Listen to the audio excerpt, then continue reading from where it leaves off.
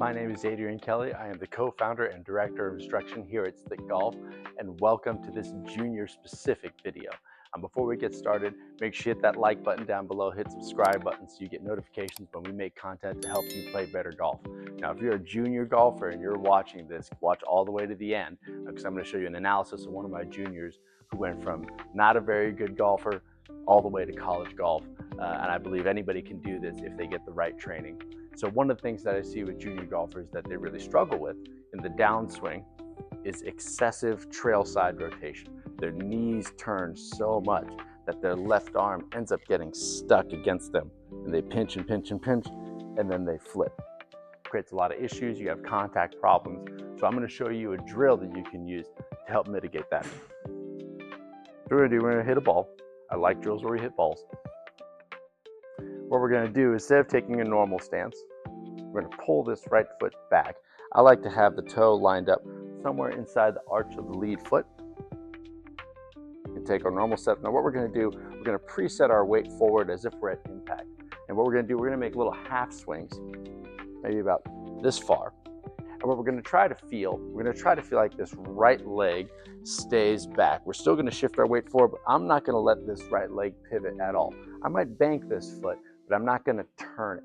Okay, I'm going to bank this here through the ball, and what we need to train is releasing our right arm across the chest. We need to be able to feel this motion through the bottom. Most juniors will load, stay loaded, and hit the ball like this. We want to feel that release of the arms. Now notice, I'm not releasing my wrist necessarily.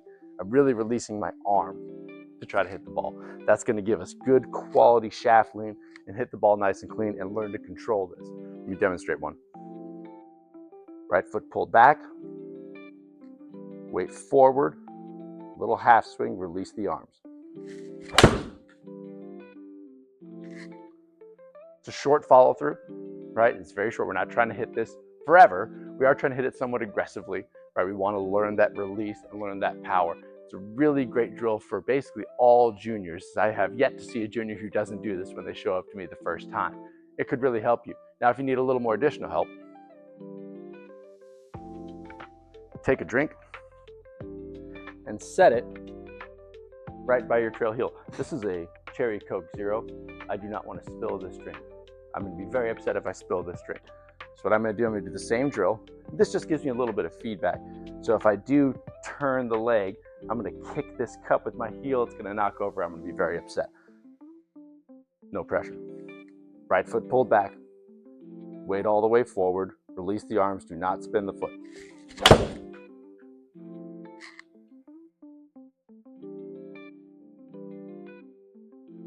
I think I need to do this drill a little more often.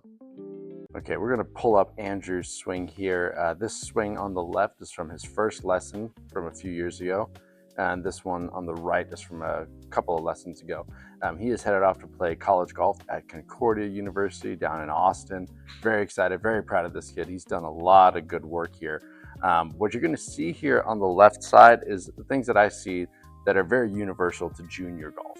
And one of the things that junior golfers really struggle with is being able to control all of their limbs, right? They're growing still. They don't necessarily have the core strength or the hand strength to keep everything in control. But maybe more importantly than that, they don't really know how to control. They don't have the neural patterns they need to actually make what I would consider a grown-up golf swing, we'll call it. So if you watch his setup, you can see he's setting up a little bit on the back foot. He's got his hips a little bit behind here, and he gets a little bit crisscrossed, his shoulders out in front, kind of setting himself up for a little bit of trouble. The other thing you'll see, his feet are turned pretty much in. See the new one, he's turned more out. That's a little bit more preferred. He's got his weight more forward, but let's just look at the motion here. And one thing that's really, really common are backswings that look like this. Because they're so flexible, because they have all of this range of motion, they're able to load their arm into positions that are less than favorable. And you can see here, he's really overloaded that lead arm relative to his shoulder. It creates a lot of problems because what he needs to do now is he needs to travel all the way from here to here in a very short amount of time. And it created a lot of issues for him.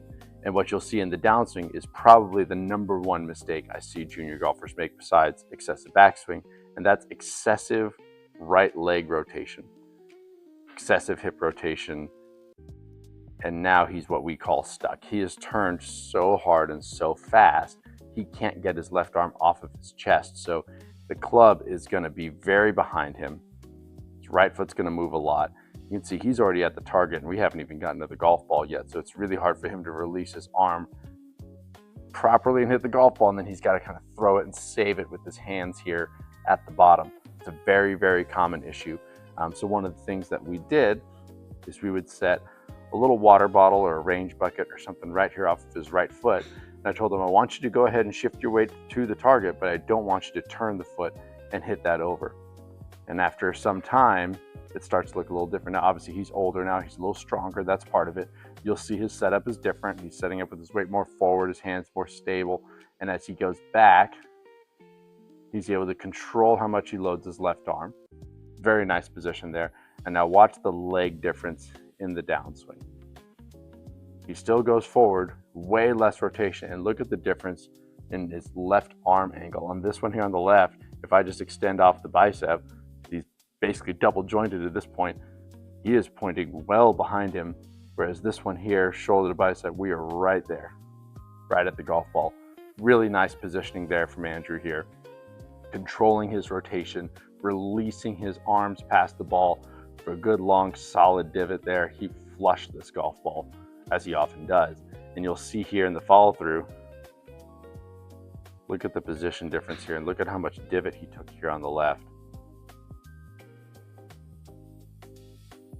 Far too much rotation, and then here we go again, far too much back bend, because he could, right? He's very flexible, he can do all of these things, but swinging that way long-term creates a lot of problems. Obviously it creates some mechanical issues, also creates some body issues.